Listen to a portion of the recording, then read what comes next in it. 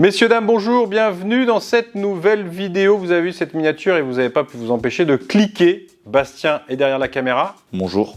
Comment allez-vous? Bien et vous? Vous l'avez vu en miniature aujourd'hui, parce que vous êtes nombreux, vous le savez, nous poser des questions sur quoi acheter, quelle sportive. Là, on va parler justement des voitures, alors qui sont malheureusement pas très fiables. Alors vous allez voir qu'on peut s'en sortir si on a un peu de chance ou un peu d'entretien. Mais par contre, c'est des voitures qui sont super bien, d'accord? C'est des voitures en général sportives, hein, je vous l'ai dit, qui sont vraiment top en termes de châssis, de puissance, de sportivité. C'est des caisses qui sont vraiment trop bien et c'est malheureusement dommage qu'elles soient pas fiables. Mais vous allez voir que sur certains modèles, on peut, si on fait attention à l'entretien ou un truc, on peut normalement avoir un peu de chance. Et surtout, alors c'est pas de la chance parce que si on y fait attention à l'entretien, bah, c'est plus de la chance, c'est de l'entretien justement. Et vous allez voir que ces voitures sont tellement bien. Parmi ces modèles, il y a des voitures que j'aimerais bien acheter. D'ailleurs, il y en a une que je vais acheter dès que je vais pouvoir. J'ai failli en acheter une, mais ça c'est pas fait. Mais voilà, le problème c'est qu'elles sont pas fiables, mais on s'en fout. L'amour de l'automobile, hein Bastien, n'est-ce pas? L'amour d'automobile, c'est avant tout la passion. Ah oui, mais moi je suis amoureux d'automobile. Ça a l'air tellement franc. Mais voilà, c'est avant tout la passion, et quand on veut de la passion, bah, on n'a pas forcément la fiabilité. Et surtout quand c'est des voitures qui sont vraiment bien. Bon bref, on démarre d'abord avec la sponsor du jour, et c'est Car Vertical. Et donc pour ça, j'ai un rapport à vous montrer, parce que vous allez le voir dans la vidéo, on va parler d'une voiture mythique que j'affectionne tout particulièrement par le bruit de son moteur, c'est le son de son moteur, sinon je vais me faire engueuler encore une fois. C'est un rapport donc sur une BMW M5 E60 V10, d'accord? Rapport d'une voiture qui a tapé, et vous allez voir qu'il y a plein de petites choses à voir. Alors, c'est un rapport sur une voiture américaine, qui possiblement, une voiture américaine qui peuvent arriver en Europe. Et évidemment, Car Vertical, vous le savez, code promo LPDD, vous le savez depuis le temps que j'en parle. En description, sinon vous allez directement sur carvertical.fr. Et là, donc, vous avez quoi? Le rapport, vous avez des photos en 2017, et vous pouvez constater qu'elle a pris un petit tapage dans les fesses, qui a pas l'air en plus extraordinaire. Bon, quoique, je vois que la traverse à l'arrière, elle tient par un câble. Bon, en tout cas, elle a tapé, et donc on peut le voir en photo. Petit intérieur blanc magnifique, de toute beauté. Et si on continue, on voit en 2014 qu'elle avait 84 000 km. Alors, c'était peut-être des miles, hein, je ne sais pas, parce que c'est une voiture américaine. Et en 2023, 5 000 de plus. Donc, soit elle est restée accidentée et n'a pas bougé, d'accord, pendant 10 ans, ou soit, ils en ont profité pour baisser le kilométrage. Véhicule endommagé 4 fois. Alors, on n'a pas les dommages aux États-Unis, d'accord, on en a bien 4. Et on en a surtout 3 aux États-Unis et 1 en Lituanie. Donc, la petite demoiselle, elle a fait États-Unis et ensuite Lituanie. C'est pas forcément, magnifique, hein, ça donne pas forcément confiance dans l'achat de ce magnifique M5 V10, comme dirait l'autre. Donc voilà, quand vous achetez une voiture, surtout quand c'est un import, une allemande, une BMW, une Mercedes, une Golf, qui est potentiellement arrivée d'Allemagne, ou peut-être même, si c'est une voiture américaine, des États-Unis. Vous faites absolument un carvertical.fr, vous le savez. On continue la vidéo. Alors évidemment, bien entendu, on commence par quoi, Bastien? Un 1,6 Litre TH-Pan. Oui, mais sur la 308 deuxième génération GTI, donc 270 chevaux. Attention, voiture exceptionnelle. Exceptionnelle, de fiabilité, mais vous allez voir qu'il y a quand même des choses à dire, mais surtout exceptionnelle en termes de sportivité. Donc voilà, Bastien l'a dit, 1,6 Litre THP. Développé, vous le savez, le 1,6 Litre THP en partenariat avec BMW. Au début des années 2000, moteur essence, évidemment, c'est une sportive, hein, forcément, bien connue à cause de problèmes de chaîne de distribution. Hein, on le sait depuis le temps qu'on en parle. Alors pourquoi je vous le conseille quand même, malgré ces problèmes de chaîne de distribution? Eh bien, je vais vous le dire tout de suite. Tout simplement parce que c'est une voiture exceptionnelle. Je l'ai essayé d'ailleurs, je sais pas, au moins 2, 3, 4 fois. J'ai fait des vidéos innombrables sur la chaîne à l'époque, il y a 6 ans peut-être. Dès le départ, c'est une bonne voiture. On l'avait essayé quand elle était sortie. Donc 2015, ça doit être un truc comme ça. Donc je vous l'ai dit, même si c'est loin d'être fiable, cette version du THP est largement améliorée. Déjà, piston en aluminium forgé, excuse du peu, bielle renforcée et les coussinets aussi. Alors ça fait pas tout, évidemment, hein, ça la rend pas fiable à 100%, mais ça montre quand même que Peugeot avait apporté un soin tout particulier à ce bloc. Alors je vous l'ai dit, c'est quand même bien plus fiable, Bastien, que le THP 155, 175 ou 200. Vous pouvez l'acheter pas les yeux fermés, mais comme ça, tu vois. Avec un œil. Avec un œil. Vous surveillez quand même. Et bien sûr, niveau performance, vous connaissez forcément la 308 GTI. Je ne suis pas le seul à le dire. C'est une voiture oufissime. Pour le tarif, c'est vraiment parfait. On savait faire des caisses, on n'en fait plus maintenant, malheureusement, alors qu'on savait faire ce genre de caisse. En tout cas, Peugeot savait faire ce genre de caisse, 205 GTI, 206 RC. Et toujours le point commun, c'est quoi? La puissance. Non, le châssis. Et ce qu'ils savent faire aussi chez Peugeot, dites-le nous en commentaire, c'est d'accord avec moi, c'est les jantes. Toutes les jantes des Peugeot sportives ont toujours eu un look stylé. 207 RC, les jantes Atlantis, elles ont eu assez mythiques. Les jantes de la 308 GTI aussi sont mythiques. Les jantes de la 206, même de base. Enfin, il y a des jantes, voilà. Toutes les jantes sont en règle générale un petit peu mythiques. Bon, elles sont mythiques parce que c'est des voitures françaises aussi. Hein. Je le disais, performance, Bastien, 0 à 100 en moins de 6 secondes. Exactement. Rendez-vous compte, moins de 6 secondes. Donc même la Golf 8 GTI qui est sortie 9 ans après, elle faisait plus. C'est pour dire. Petits oignons, cette 308 GTI. Donc je vous l'ai dit, châssis magnifique, fabuleux. Voilà, c'est véritablement, vous êtes plaqué au sol. Ça marche 1 tonne. L'habitabilité, donc c'est une 308. Honnêtement, je pense que c'est la voiture à ce budget-là, le meilleur daily si vous voulez une voiture sportive et en même temps pouvoir rouler tous les jours avec, sans que ça consomme comme une brute épaisse. Très très bon daily. Alors bien sûr, si vous êtes prêt à l'entretenir ultra rigoureusement. N'achetez pas une 308 GTI qui n'a pas été entretenue. Genre, je fais une affaire, j'achète une 308 qui n'a pas été entretenue. Parce que l'affaire va vite se transformer en merguez, en prêt à la consommation, divorce, vente de la maison. Et après, je vous le dis, c'est la catastrophe. Vous faites des dossiers de surendettement auprès du tribunal et vous êtes foutus. Donc faites pas ça. D'accord, Bastien? D'accord. On trouve la 308 GTI en 2 phases, 2015-2017 et 2017-2019. Le tarif, hein, vous le savez, ça dépend forcément énormément de la phase et du kilométrage. On va vous mettre un petit tableau directement sur la vidéo, Bastien. Vous allez nous faire un beau petit tableau, d'accord? Et vous aurez comme ça les kilométrages et le tarif. Mais, je vous le dis, c'est une super caisse en daily. Si vraiment vous voulez avoir une bonne caisse et avoir possiblement des problèmes, même s'il y en a moins, achetez ça. Vous ne serez pas déçus. On continue chez Peugeot. Parce que Peugeot, qu'est-ce qu'ils savent faire? Ils savent faire des voitures. Enfin, ils savaient parce que du coup... ils savaient faire des voitures sportives. Ne mélangeons pas tout, Bastien. Ne mélangeons pas le PureTech, le THP. Là, on parle de plaisir de voitures de sport. Enfin, de voitures de sport. De voitures plaisir, de voitures sportives. Et là, on passe sur la DS3 Performance. Toujours avec un 1,6 litre THP de 108 chevaux. Alors vous allez me dire, le gars il nous bassine pour pas acheter les THP tout le long de l'année. Et puis là, parce qu'elles sont performantes, parce qu'elles sont sportives, il faudrait les acheter. En général, les voitures sportives sont légèrement différentes. Et là, vous avez bien compris que je vous fais acheter des modèles vraiment rigoureusement différents, rigoureusement sportifs, rigoureusement entretenus, encore plus que les autres forcément. Et surtout, des modèles et des phases. Vous allez voir d'ailleurs sur la DS3, c'est celle qui a le logo DS, hein, pas celle d'avant, qui sont quand même en fin de vie, donc qui ont été normalement un petit peu fiabilisées. D'accord? Même si c'est pas parfait, elles ont été un petit peu fiabilisées. Donc DS3 Performance, je vous l'ai dit, petit pédigré en plus en championnat du monde des rallyes. Hein, on va pas se l'enlever, sympathique, avec un certain qui?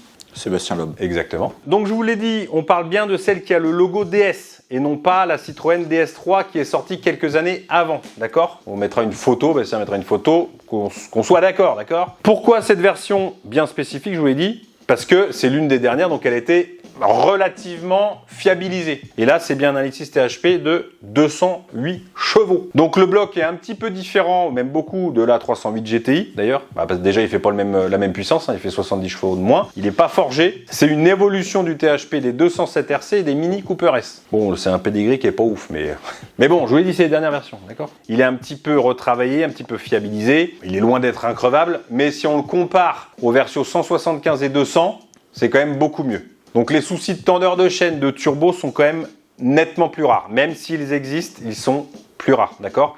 Et par contre, les performances, celles-ci, elles sont toujours au rendez-vous. 0 à 100, Bastien, en combien? 6 secondes 5. 6 secondes 5, c'est pas mal. Hein. Châssis toujours aux petits oignons. On est d'ailleurs le même que la 208 GTI by Peugeot Sport avec un différentiel autobloquant en prime, contrairement à la Citroën justement DS3 d'avant, ok? Et 25 Nm de plus que la 208 GTI. Bon, 25, c'est pas énorme, mais c'est toujours ça de prix. Surtout sur une essence. De toute façon, il suffit de voir le palmarès en WRC à l'époque pour se rendre compte qu'il y avait quand même quelques petites qualités sur ces automobiles. En 2 ans de carrière, 2011-2012, la DS3 WRC s'est imposé lors des 20 rallyes, offrant 2 championnats du monde des pilotes à Sébastien Loeb. Alors, est-ce que c'est la voiture ou est-ce que le pilote qui a tout fait? On peut se poser la question. Non, on se la pose pas en vrai. Je pense que tu leur as mis n'importe quelle voiture. On va pas dire ça parce que y a ceux qui aiment Sébastien Loeb et Citroën, ils vont dire que non. Mais enfin, je pense que quand même, on va pas se mentir. Le gars, il prend un volant, il gagne. Tu lui mets n'importe quelle voiture. Sauf le Paris-Dakar, il n'a pas encore gagné. Ça va venir. C'est pas parce que Sébastien Loeb avait une DS3 en WRC que vous allez avoir forcément les mêmes performances. Attention, hein, c'est la base qui est commune. Enfin, la base, quand je dis la base, il reste pas grand-chose.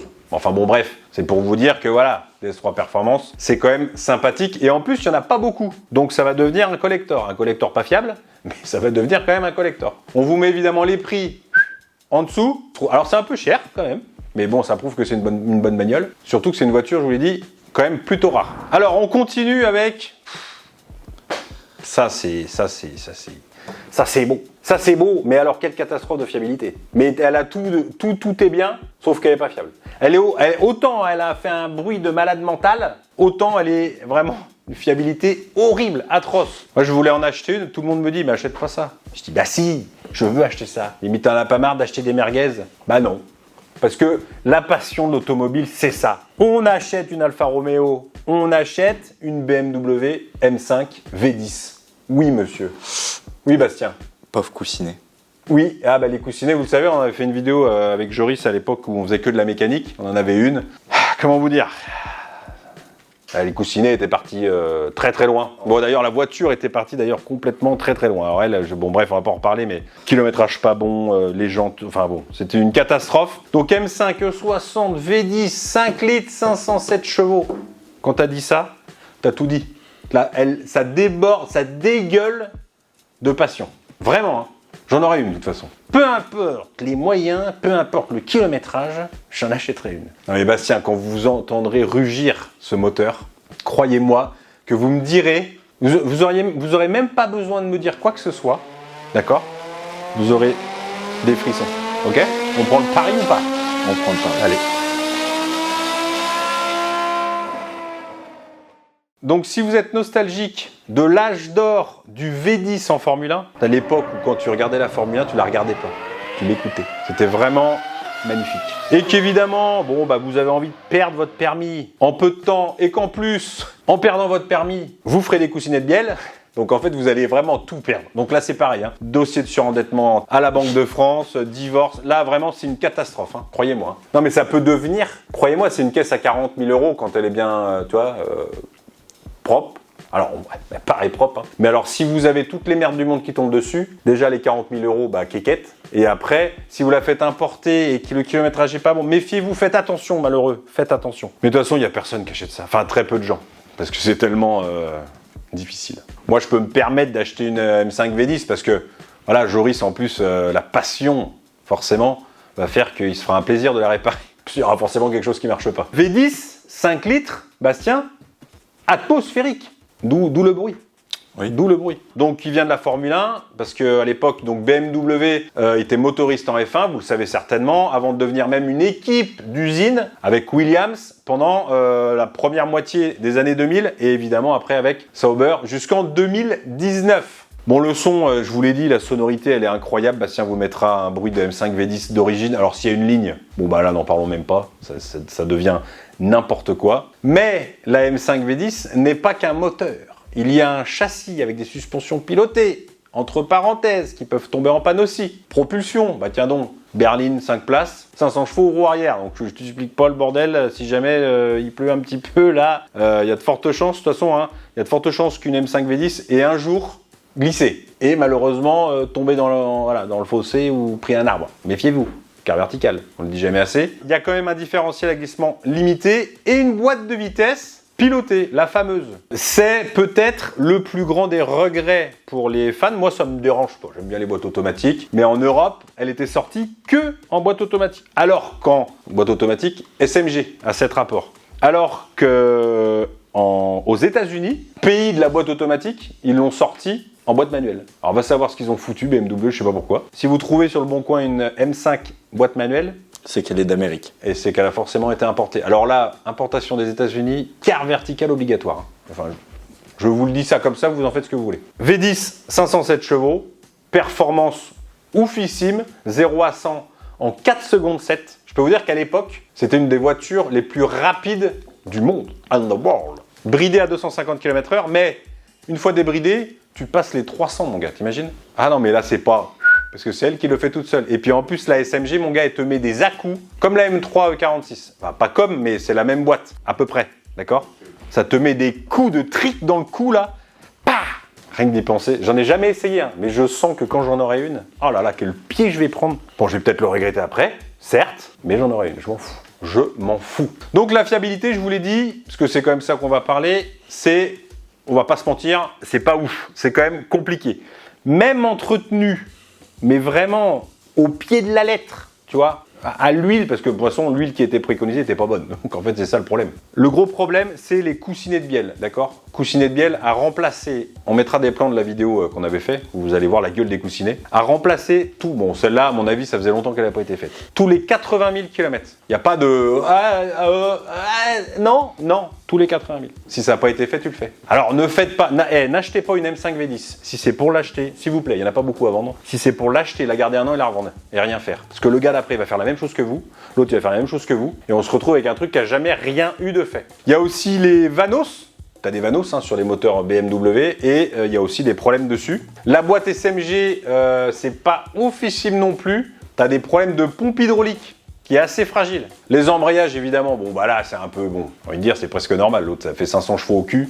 Forcément, tu vois ce que je veux dire, si tu tires dessus comme un âne, forcément, l'embrayage, il prend cher. Au niveau de la cote, bah évidemment, là, ça ne fait que monter. Hein. Bon, il n'y a pas grand monde qui les achète, mais en tout cas, ça monte. Il y en a eu 20 500 produites. Alors, c'est pas beaucoup, mais en même temps, croyez-moi que les Allemands à cette époque-là ont quand même produit 20 500 M5 V10 avec un moteur de Formule 1. C'est quand même incroyable. Il y en a eu 20 500. Il y a des voitures beaucoup plus standards qui ont été vendues à moins que ça. Et 1025 en version touring. Je suis pas fan de la M5 61, enfin même la série 5 E61, j'aime pas trop. Mais bon, ça... L'avantage, c'est que celle-là, elle est vraiment... Alors, l'avantage, c'est qu'elle est recherchée, forcément, mais alors la cote, voilà, 45 000 balles et puis en avant Guingamp, quoi. Sur le bon coin, vous avez une E61 qui est, écoutez bien, à 63 000 €. Le prix d'une Giulia QV. Alors, j'aime bien la M5 V10, mais j'achète une Giulia QV quand même. Je suis désolé. 63 000 €, 157 000 bornes. En plus, alors que la Giulia aura beaucoup moins. Mec, c'est trop cher. Et puis en plus, hein, comme je l'ai dit, le break est pas très très beau. Hein. N'hésitez pas à nous dire en commentaire, hein, bien sûr, laquelle de toutes celles-ci vous intéresse et que vous seriez prêt à acheter malgré tous ces problèmes. D'accord? Mettez-le en commentaire. On revient un petit peu sur des voitures, voilà, un petit peu plus standard, hein, d'accord? Clio 4 RS, vous savez, avec la boîte automatique. Quelle idée! Quelle idée! Alors autant, ça me gêne pas sur la M5, mais alors sur la Clio 4 RS, merde quoi. Bon, vous le savez, c'est la dernière de chez Renault Sport, je vais pas vous faire le truc habituel. On en voit, alors ça, ils en ont vendu, je sais pas combien ils en ont vendu, mais il y en a des pelles et des pelles. Des pelles et des pelles, hein. Vas-y, des pelles, tiens, t'en veux, t'en as. Il y en a plein, plein. C'est aussi, évidemment, la première Clio RS avec un moteur turbo. Tu le savais, ça, Bastien? Bah bien sûr. Clio 3 Atmo, Clio 2 Atmo, Clio 1, bon. Évidemment. Donc 1,6 litre TCE, 200 chevaux, puis 220 avec la version Trophy. Très bon job en ce qui concerne le bloc. Turbo, je vous l'ai dit, c'est un vrai régal, que ce soit en sportif ou en tranquille, c'est une voiture pareille. Hein. Il y en a tellement parce qu'en fait, ça peut être un daily tout simplement, et ça reste quand même une voiture de sport où on peut même faire du circuit avec. Il y a beaucoup de gens qui font du circuit avec. Et elle est disponible qu'en boîte auto. Ne l'oubliez pas. Le châssis est très très bon, même si les sensations avec la boîte auto sont moins, tu vois, tac tac. Donc sur cette Clio 4RS, toute nouvelle boîte à double embrayage EDC. Donc malheureusement, c'est pour ça que cette Clio RS est dans la liste, c'est la boîte EDC qui est quand même relativement fragile, surtout quand on roule sportif. Alors c'est con parce que c'est une voiture qui est faite pour rouler un peu vite quoi. Bah un petit peu quoi, donc un peu malmenée, tu vois, malmenée de la Clio 4RS. Hein. Oh putain. Ça c'est pas ce bruit là parce que la boîte auto ça fait pas ce bruit là. Voiture sportive, usage intensif. Et donc la boîte, bah, elle aime pas trop. Voilà. Qu'est-ce que je te dis? Moi, j'y peux rien. Donc il y a beaucoup de problèmes de double embrayage. Voire même, dans de rares cas, ça pète. La boîte en carafe. Côté moteur, il y a quelques problèmes d'injection. Et évidemment, plus grave, c'est un moteur turbo compressé. Donc, il y a des problèmes de turbo. Exactement. Quelques petits problèmes de Airlink, hein, évidemment, ça bug un petit peu. pas très grave. Hein. Crémaillère de direction, pas terrible non plus. Alors attention, ça reste quand même plutôt fiable. C'est peut-être la plus fiable de la liste. Et c'est toujours le même problème quand vous en achetez une. Enfin du coup, si vous voulez pas avoir de problème, il faut voilà, une voiture qui soit entretenue. La cote là-dessus, il y en a plein, donc ça varie énormément, évidemment, suivant les versions, trophy ou non, phase 1, phase 2, et évidemment le kilométrage. On vous mettra un petit tableau, n'est-ce pas Bastien? Oui. On continue, Bastien, avec une petite Porsche 911, 996, flat 6, 3 litres 4, 300, 320 chevaux. On en a parlé la dernière fois, Bastien, c'est peut-être pas avec vous d'ailleurs. Non, je crois pas. Celle que je vous ai dit qui avait des œufs au plat à la place des phares. Si, on en avait parlé, je crois. Oui, voilà. si, ok. Bah, c'est celle-ci. On l'aime ou on la déteste. Pareil, j'en avais essayé une avec AC111 à l'époque. C'était ma première Porsche, d'ailleurs. Première Porsche 911 avec un moteur refroidi par eau. Et du coup, elle a été, pas forcément pour ça hein, d'ailleurs, elle a été très longtemps boudée par les puristes de la marque. Ouais, ils nous font chier, ceux-là. Ils nous font chier les puristes. Ils vont chier. Bah après, en vrai, les phares étaient pas ouf, quoi. Moi, je la déteste pas. Ça lui donne un style. Les phares, on va dire, originels de la 911 sont quand même plus beaux. Je trouve, personnellement. Alors, pourquoi refroidissement par eau? Rendez-vous compte quand même. Hein. La première, avant, c'était par air. Le refroidissement par eau, ça permet d'augmenter les performances. On a bien sûr une boîte manuelle sur cette 996, mais elle est aussi, et c'est celle que j'avais essayée, en option. C'était une option. On peut mettre une boîte automatique, donc la Tiptronic, un convertisseur de couple. Elle est très fiable et en plus évite les passages de rapport récalcitrants, surtout à froid avec la boîte manuelle. Alors, pourquoi elle est dans cette liste? Malheureusement, forcément, si elle est là, c'est qu'il y a quelque chose qui ne va pas. C'est le fameux roulement IMS. Roulement qui se situe au niveau de l'arbre intermédiaire, sous le vilebrequin. Arbre qui est relié aux chaînes de distribution qui entraînent les arbres à cames. Et donc le roulement peut au fil du temps accumuler un petit peu de jeu et d'usure à cause de la tension des chaînes. Dans le meilleur des cas, il faut que ça soit fait. Sinon, vous repérez un léger décalage de la distribution à temps et vous pouvez la changer, d'accord? Vous pouvez changer le roulement. Et dans le pire des cas, ça te pète à la tronche. Et alors là, bonjour, la salade de soupape. Bonne salade de soupape. En été, il fait beau, il fait chaud, la salade. Mais bon, la salade de soupape, c'est pas ouf. Vous voulez une bonne salade avec des petites noix, magret de canard, gésier de canard. Puis là, t'as pas que les soupapes, hein, t'as tout qui prend, les pistons. Ouais, bah là, oui. Ah bah non, mais là, c'est la salade de moteur en vrac. Magnifique. Et là, ça va vous coûter un bras. Ça fume blanc. Oh, je sais pas ce que ça va fumer, mais c'est pas bon, à mon avis. Donc, évidemment, si vous achetez cette caisse, il faut que ça soit fait ou il faut le faire en préventif. N'attendez pas que ça pète. Alors, malheureusement, il n'y a pas que ça. Vous avez une autre maladie, c'est les cylindres rayés. Salade de cylindres aujourd'hui. Salade de soupape. Salade d'huile. Remarque, un petit peu d'huile, soupape, segment, piston, arbre à came, roulement IMS. Ouais, ben, c'est le moteur qui est merdique. Ah, quoi. là, oui. Ah bah, malheureusement, on est dans du plaisir pas fiable. Alors, qu'est-ce que je voulais vous dire? Mais bon, là-dessus, le roulement IMS, si vous le faites, il n'y a plus de problème. Il y a quand même des choses qui sont, qui sont indiquées pour fiabiliser l'automobile. Alors pourquoi ça raye? Donc il y a un traitement chimique, d'accord, sur ces cylindres qui est différent des flat 6 antérieurs. Certainement pour gagner un petit peu d'argent, hein, on va pas se mentir. Et du coup, ils sont moins bien résistants aux frottements qui sont très importants sur cette architecture moteur. Alors ça peut arriver même avant 80 000 km. Sans qu'on s'en rende compte, évidemment. Là, c'est difficile de s'en rendre compte. Mais bon, petite perte de compression, c'est possible, tu vois. Donc bon...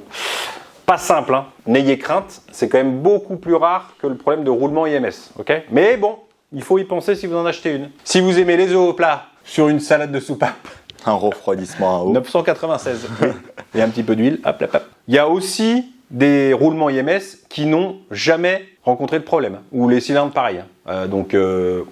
C'est les petits chanceux. Ouais, c'est au petit bonheur la chance. Donc, ça n'a pas si mal vieilli, surtout les phases 2 qui sont sorties en 2001 et qui passent d'ailleurs de 300 à 320 chevaux grâce à une cylindrée augmentée. 3 litres 6 contre 3 litres 4. Pareil, n'achetez pas une Porsche sans faire un carré vertical et n'achetez pas une Porsche en mode c'est pas grave, elle est pas chère. Non, parce que sinon ça va vous coûter trop cher. Faites pas les foufous avec les Porsche. On finit, comme d'habitude, avec une Volkswagen.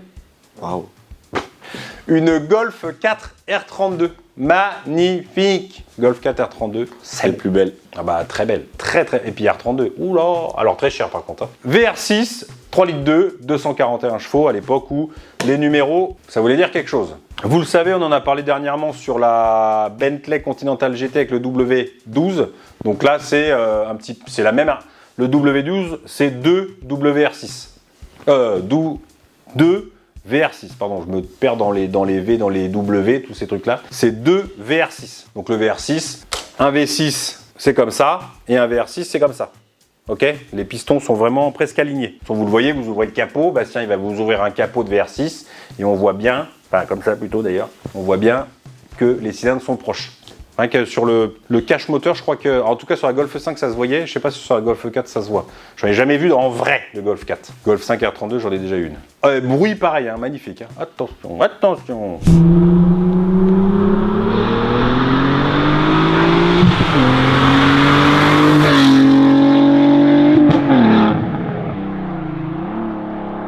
Alors, le moteur en lui-même est plutôt très fiable.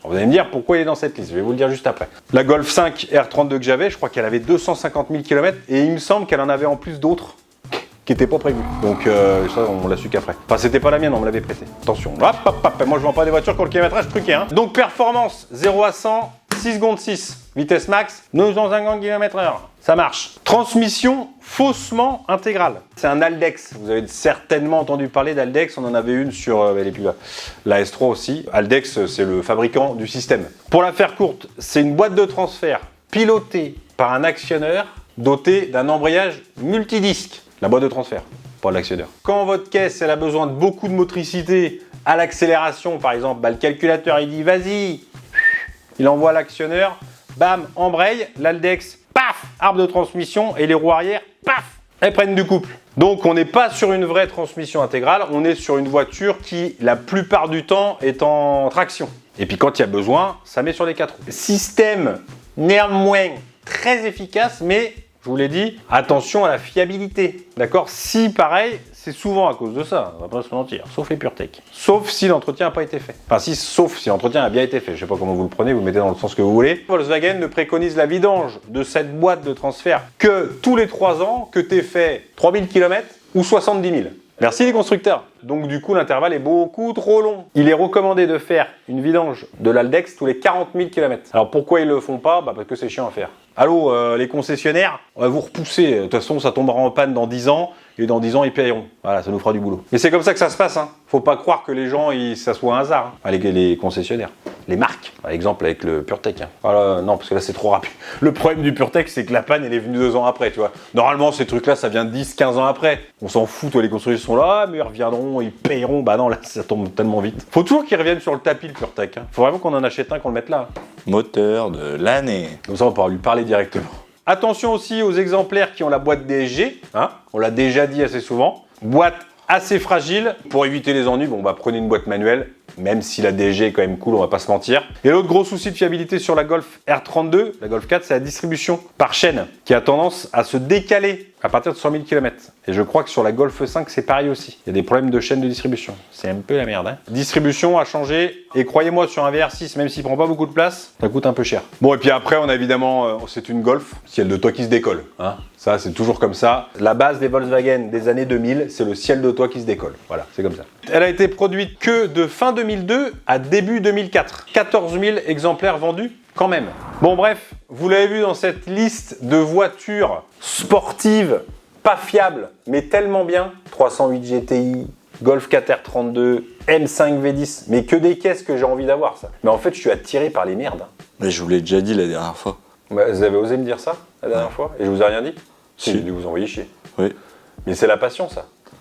La passion, ça n'a pas de raison. Comme l'amour. Et oui Bastien, vous apprendrez ça avec le temps. Donc, ce qui est sûr, c'est que j'aurai une M5 V10, ça c'est sûr. Et évidemment, je vous la montrerai en vidéo. Évidemment, j'aurai une Golf 4 R32, c'est quand même plus difficile à trouver. Mais j'aimerais bien. Une Golf 5, R32, Golf 5 sont pas trop aimés. Mais bon, un R32, c'est quand même sympathique. En bleu, là. Oh putain, il y en avait une chez Armada la dernière fois.